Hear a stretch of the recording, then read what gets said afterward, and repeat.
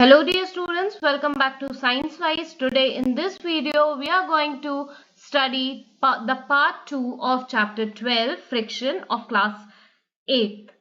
So in previous video in part 1 we have studied about what is friction, types of friction, causes of friction. So in this video we are going to study about friction in our daily life and how we can reduce friction. ठीक है, so basically we are going to study about the applications of friction in our day-to-day life. So friction has many applications in our day-to-day life. It has advantages as well as disadvantages. ठीक है, advantages तो है ही, इसके साथ में इसके disadvantages भी बहुत हैं. It is just equal to a coin having two faces, right? So advantages of friction. So very first advantages that we can walk on the floor is due to the friction, right? Walking is not possible without friction. जो हम चल पा रहे हैं जमीन पे, अगर friction नहीं होगा तो ये पॉसिबल है ही नहीं. There is friction between your footwear and the surface on which you walk. अब इसका एक बहुत ही प्यारा सा एग्जाम्पल मैं दूंगी कि आपका जो फुटवेयर है उसके सोल में ना कुछ डिजाइन्स बनी हुई होती हैं. ठीक है, तो वो डिजाइन क्यों होती है?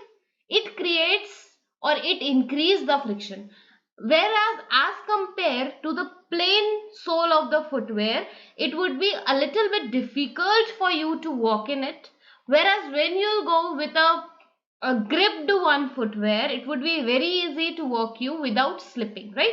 If there will be less friction or there will be no friction, what will happen? You'll easily fall over there. So while walking forward, we lift one foot forward and the other foot remain in contact with the ground. ठीक है, जब हम चलते हैं तो हमें पता है ना हम कैसे चलते हैं. एक पैर उठाते हैं, दूसरा वहीं रहता है, फिर दूसरा पैर उठाते हैं, फिर पहला पैर वहीं रह जाता है. तो इसी तरीके से हम चलते हैं ना. We push the ground backward with other foot.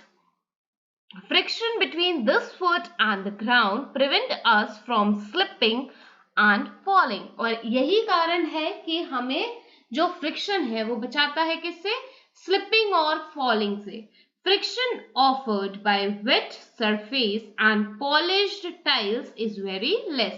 अगर हम किसी गीली जगह पे चलेंगे या पॉलिश्ड वाली टाइल्स पे चलेंगे या टाइल्स पे अगर पानी गिर चुका है उस पे हम चलेंगे ना, तो वहां पे क्या होगा? हमको डिफिकल्टी इन वॉकिंग होगी और in some of the cases you may fall और you may slip, right? So it is very difficult to walk on these surfaces. That is why we find it difficult to walk on such surfaces, right? For smooth driving is not possible without friction. अगर friction नहीं होगा तो वहां पे smooth driving नहीं होगी. यहाँ पे आप देख लीजिए, ये जो टायर्स होते हैं ना बेटा, किसी भी व्हीकल के जो टायर्स होते हैं उसमें इस तरीके की लाइंस बनी हुई होती हैं, ग्रिप बनी हुई होती है. ठीक है, so friction between the road surface and the tyre of the vehicle keep the vehicle steady on the road. It also prevents the slidding of tire by providing a grip to the vehicle on the road and thus prevent the accident. ठीक है, इसके बाद while taking a turn, the vehicle of the car turns, the wheels of the car turns and the tire push the road surface backward. Where they are in contact with the surface of the road, friction oppose the motion. ये बहुत important point है, इसको highlight कर लेंगे आप तो बहुत अच्छी बात है. इसको हाईलाइट ही कर लीजिए कि friction oppose the motion and thus act in backward direction at the point of contact and drives the car forward. ठीक है, इसको आप हाईलाइट कर लीजिएगा. It prevents the car from slipping or sliding in the absence of friction. The car would remain stationary and the wheels would spring at the same place. This can be seen when the car gets stuck in the wet mud. जब गीली मिट्टी में car फंस जाती है तो क्या होता है, उसके जो टायर्स हैं वो चलते हैं, लेकिन फ्रिक्शन की वजह से वो आगे नहीं बढ़ पाती. ठीक है. Then next is writing. आप अभी देखो पढ़ रहे हो, पढ़ते पढ़ते आपको लगा होगा कि मैडम ने कोई इंपॉर्टेंट चीज बता दी है, तो आप अपने कॉपी या पेन या बुक में ही उसको टिक कर पा रहे हैं, मार्क कर पा रहे हैं या लिख पा रहे हैं, है ना. तो ये कैसे पॉसिबल है? It is possible because of friction. So, writing on any surface is not possible without friction. The writing surface is rough. जहां हम लिखते हैं वो कैसा होता है? rough. When we write with a pencil on a paper, जब आप पेंसिल से पेपर पे लिखते हैं, the rough surface of the paper rubs the graphite on the paper. ठीक है. तो क्या होता है इससे, जो ग्रेफाइट है आपके पेंसिल का, पेंसिल के अंदर क्या होता है बच्चे? ग्रेफाइट होता है. तो आपका जो पेपर का रफ सरफेस है उसको वो स्ट्राइक करता है या उसको रब करता है. ठीक है. और इसी की वजह से आप लिख पा रहे हैं. Then holding object. आप किसी भी ऑब्जेक्ट को पकड़ पा रहे हैं तो वो क्यों? फ्रिक्शन की वजह से. ठीक है. Like something are easier to hold in our hands than others. Try to hold a glass of water in your hand, you will be able to hold easily. ठीक है. अगर देखो कुछ चीजें पकड़ने में बहुत इजी होती है, कुछ चीजें बहुत मुश्किल से हमारे हाथ में पकड़ाई जाती है. जैसे कि अगर आप पानी का ग्लास पकड़ेंगे बहुत इजीली आप पकड़ सकते हैं, लेकिन वहीं पे अगर आप आउटर सरफेस पे, उसी ग्लास के बाहरी सरफेस पे या बाहरी सतह पे आप तेल लगा के पकड़ेंगे तो क्या होगा? वो थोड़ी सी स्लिपरी हो जाएगी, है ना, और वो आपके हाथ से स्लिप हो जाएगी. ठीक है.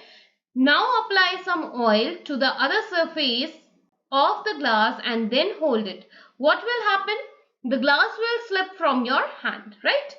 So these are the applications of friction. ये सब क्या थे बच्चे? Applications. अब जब हम बात करते हैं applications की या फिर advantages की, तो वहां पे कुछ ना कुछ disadvantages जरूर होते हैं friction के. तो हम यहाँ बात कर लेंगे disadvantages of friction की. Friction is undesirable in certain situation. We have to find the way to reduce it. कुछ conditions ऐसी होती हैं जहां friction कैसा हो? Undesirable है, और उसके लिए हमको कुछ ना कुछ solutions देखना पड़ता है. जैसे कि friction leads to wastage of the energy. Like a substantial part of the effort and energy we invest in doing some work is wasted in overcoming friction.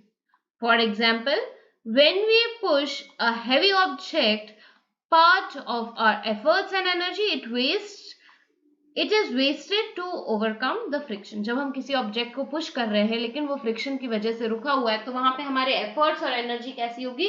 ज्यादा लगेगी, जो कि सीधे सीधे लीड करती है किसको? Wastage of energy as well as the effort and as well as the time, right. लेकिन वहीं पे अगर हम फ्रिक्शन को रिड्यूस कर देंगे तो क्या होगा? वही काम बहुत इजीली हो जाएगा, आपकी उतनी एनर्जी भी नहीं लगेगी, है ना. नेक्स्ट हम आ जाए wear and tear of machineries. Machineries जो हम यूज करते हैं, कई बार उसमें वियर टियर की कंडीशन आ जाती है, खराब हो जाती है, टूट फूट हो जाती है. वियर टियर मतलब टूट फूट, ठीक है, हो जाती है. तो वो किस लिए होती है? वो कई बार फ्रिक्शन की वजह से भी होती है कि कुछ पार्ट्स ऐसे हैं जो अनवांटेडली रब हो रहे हैं या रप्चर हो रहे हैं, ठीक है, जिसकी वजह से उनमें कुछ स्क्रैचेस आ गए हैं या कुछ भी आ गया है. तो अब पढ़ लेते हैं इसको. Various small parts in a machine rub against each other continuously while the machine is working. This causes friction between the parts, which cause the wear and tear of machine. Then next is friction produce heat. अब जहां friction होगा वहां heat generate होगी ही होगी, ठीक है. तो friction जहां प्रोड्यूस हो रहा है वहां पे हीट जनरेट होगी, और इसके लिए हम बताते हैं कि जब ठंडा क्लाइमेट होता है, ठीक है, जनरली आप क्या करते हैं? आपके पाम्स को रब करते हैं. तो जब आप ये प्रोसीजर करते हैं तो क्या होता है? आपके जो पाम्स है वो थोड़े से गर्म हो जाते हैं। तो ये क्यों गर्म हुए? क्योंकि आपने दो सरफेस को आपस में रप्चर कराया, रबिंग कराई या रब किया, ठीक है। तो इसकी वजह से क्या हुआ, वहां पे फ्रिक्शन की वजह से हीट जनरेट हुई, ठीक है। Due to friction the heat is generated. वहीं पे अगर आप बात करेंगे किसी कार के बोनेट की, तो वो भी कैसा हो जाता है, ड्राइविंग के टाइम पे थोड़ा सा गर्म हो जाता है। क्यों? This leads to the loss of energy as well as prevent the use of machines continuously. अब इसको एक बार पढ़ लेते हैं हम।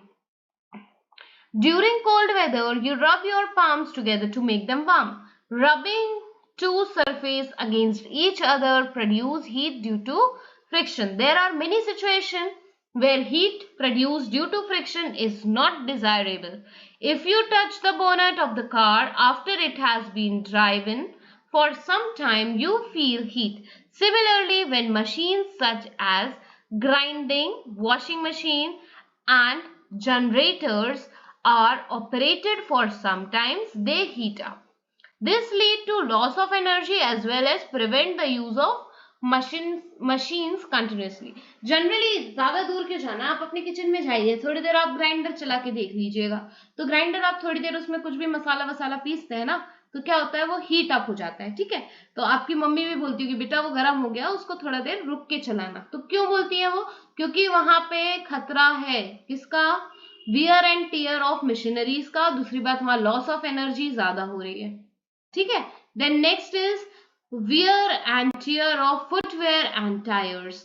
The sole of the footwear and thread on the tire are worn out because of friction. This make them slippery. कई बार ये होता है कि फ्रिक्शन की वजह से, ज्यादा फ्रिक्शन की वजह से आपके जो फुटवेयर है उसके सोल्स कैसे हो जाते हैं, घिस जाते हैं नीचे से। तो ये क्या करते हैं, फ्रिक्शन को रिड्यूस कर देते हैं, ठीक है। इससे फुटवेयर भी खराब होती है, टायर्स भी खराब होते हैं। अब नेक्स्ट टॉपिक हमारे पास क्या आ गया है, रिड्यूसिंग फ्रिक्शन। अब फ्रिक्शन को कैसे रिड्यूसिंग मतलब कम करना। आप कैसे कम कर सकते हैं? तो कुछ मेथड्स हैं इसके लिए भी, और इन मेथड्स में आता है पॉलिशिंग, ल्यूब्रिकेशन, ठीक है, use of ball bearing and streamlining the body. Polishing मतलब कि फ्रिक्शन जो है वो किससे कॉज होता है? सबसे पहला रीजन है इंटरलॉकिंग ऑफ इरेगुलरिटीज, ठीक है, on the two surfaces in contact. Smoother the surface the lesser the friction. इसको याद रखना, जितना स्मूथ सरफेस होगा उतना कम फ्रिक्शन होगा। और इसको बोल भी सकते हैं कि जस्टिफाई द सेंटेंस या फिर explain the sentence, smoother the surface lesser the friction, ठीक है। तो इसके लिए आपको ये वाली लाइन आप एक्सप्लेन कर सकते हैं। Polishing reduce the irregularities on the surface by smoothing them. आप किसी भी सरफेस को पॉलिश कर दीजिए, वो अपने आप से स्मूथ हो जाएगा, ठीक है, पॉलिश करने के बाद। क्यों? क्योंकि वहां पे जो उसकी इरेगुलरिटीज है वो कैसी हो गई है, इंटरलॉक हो गई है, ठीक है। Then next is lubrication. Lubrication मतलब कि आप वहां पे कोई ल्यूब्रिकेंट डाल दें, ठीक है। ल्यूब्रिकेंट्स क्या होते हैं ये भी पूछ सकते हैं। तो lubricants are slippery but non sticky substance. Slippery तो होते हैं लेकिन नॉन स्टिकी होते हैं। अब डिफरेंट टाइप ऑफ ल्यूब्रिकेंट्स क्या होते हैं, ये क्वेश्चन पूछ लिया जाता है कि what are lubricants, explain its type. तो आपको पता होना चाहिए कि ल्यूब्रिकेंट्स के टाइप्स कितने हैं या ल्यूब्रिकेंट्स के टाइप्स कितने हैं। Oil, grease, graphite and fine powder. Carrom board खेला है कभी? तो वहां पे क्या करते हैं, जब आपका स्ट्राइकर जो है वो चलता नहीं है तो आप क्या करते हैं, वहां फ्रिक्शन रिड्यूस करने के लिए आप पाउडर डाल देते हैं, ठीक है। तो वो क्या कर देता है, फ्रिक्शन रिड्यूस कर देता है। तो यहाँ पे हम रिड्यूस करने की तो बात कर रहे हैं ना कि कैसे हम कम करेंगे। तो आप याद रखिएगा, oil, grease, graphite and fine powder. Lubricant are applied between the surface of machine parts. The thin film of lubricant between two surface reduce the friction between them by reducing the interlocking between the surface. यहाँ पूरा खेल जो है बेटा interlocking का ही है, ठीक है। दो सरफेस की बात कर रहे हैं हम, जो दो सरफेस कांटेक्ट में आ रही है तो वहां फ्रिक्शन दिखेगा आपको। लेकिन जब वो दो सरफेस के बीच में इंटरलॉकिंग दो सरफेस की, एक सरफेस की भी अगर इंटरलॉकिंग हो रही है तो वहां फ्रिक्शन रिड्यूस हो जाएगा। देन नेक्स्ट आ जाए हम बॉल बियरिंग। तो ये क्या है, आपकी बॉल बियरिंग है, ठीक है। जनरली ये आपको कहाँ देखने को मिलेगी, ये आपको मिलेगी रोलर्स में, ठीक है, या फिर आप चलो अब इसकी बात हम बाद में करेंगे। Ball bearing, rolling friction is less than the sliding friction. Rolling friction हमेशा स्लाइडिंग फ्रिक्शन से कम होता है, ठीक है। Ball bearing and roller reduce friction between surfaces. Then streamlining a shape to reduce friction. Streamlining जो है वो भी friction को minimize कर देती है. To minimize the friction and reducing the energy loss, the object and the body that moves through the fluid have special shape. This shape is known as streamline shaped. ठीक है, तो जितनी भी आपकी शिप्स हैं, ठीक है, शिप्स मतलब कि नाव वगैरह जो भी हैं, शिप्स हैं, फिशेस हैं, बर्ड्स हैं, एरोप्लेन्स हैं, बोट्स हैं, ठीक है, ये सब कैसी होती है, स्ट्रीमलाइन शेप की होती है। क्योंकि ये जो स्ट्रीमलाइन शेप है ये क्या करता है, इजीली फ्रिक्शन को रिड्यूस कर देता है। Streamline shape is one that is pointed at both the ends and thick in the middle. Streamlined body reduce the friction and facilitate easier movement through fluid. Increasing friction, अभी तो हमने कम करने की बात कर दी, अब हमको अगर फ्रिक्शन को बढ़ाना है तो हमें क्या करना पड़ेगा, उसके लिए कुछ पॉइंट्स आपको दिए गए हैं। जैसे कि आपका जो फुटवेयर का सोल है वो कैसा हो, ग्रूव्स वाला हो, ठीक है, फुटवेयर का जो सोल है उसमें ग्रूव्स हो, या फिर आपने बहुत सारे स्पोर्ट्समैन के जो शूज देखे होंगे उसमें क्या होते हैं, स्पाइक्स होते हैं, ठीक है। क्यों होते हैं, ताकि वो एक बेटर ग्रिप बना पाए। जब वो दौड़ते हैं तो एक प्रॉपर ग्रिप की जरूरत होती है स्पोर्ट्समैन को, तो वो ग्रिप बनाने के लिए क्या दिए होते हैं, ऐसे स्पाइक्स दिए होते हैं, ठीक है। और इससे क्या होता है कि जो स्पोर्ट्समैन है वो बच जाता है स्लिप या फॉल होने से जब वो दौड़ रहा होता है, ठीक है। इसके बाद threads on the tyres, tyres में जो थ्रेड्स होती हैं, व्हील्स में जो थ्रेड्स होती है ना, वो क्या करती है, फ्रिक्शन को इंक्रीज कर देती है, ठीक है। और जब ये इंक्रीज होती है तो दोनों सरफेस के बीच में फ्रिक्शन इंक्रीज हो जाता है, और ये जो है it provide the grip to the vehicle on the road and prevent it from slipping, ठीक है। Vehicle slip on the road in the icy and wet condition because the friction between the tire and the road surface becomes very less. देखो kabaddi players, ठीक है, ये जो होते हैं ना, ये क्या करते हैं, they use different substance to give them a better grip on the equipments, ठीक है। फिर brakes of the vehicle help them to slow down their speed और stop them. Brakes are connected to the wheels on the rotating axis. The brake work on the principle of friction between two surfaces. ये एक बहुत important point हो सकता है आपके लिए, क्या कि जो ब्रेक्स हैं, ठीक है, वो कैसे होने चाहिए, ब्रेक्स जो हैं वो किस प्रिंसिपल पे वर्क करते हैं, work on the principle of friction, works on the principle of friction between two surfaces in contact. The rubber pad are used in the brake system to provide them more friction, ठीक है। As soon as we apply brakes, the rubber pad grip the wheel and stop their motion. The two surfaces in contact convert the kinetic energy into heat energy, reducing the speed of the vehicle. Is this clear? Hope so. This is very much clear to you. Then in the chapter new words are given, so you can read all these new words. Basically in chapter 12, the part 1 of this chapter, we have discussed about the friction, static friction, sliding friction, rolling friction, fluid friction, and streamline shape. In this video we have discussed it very well.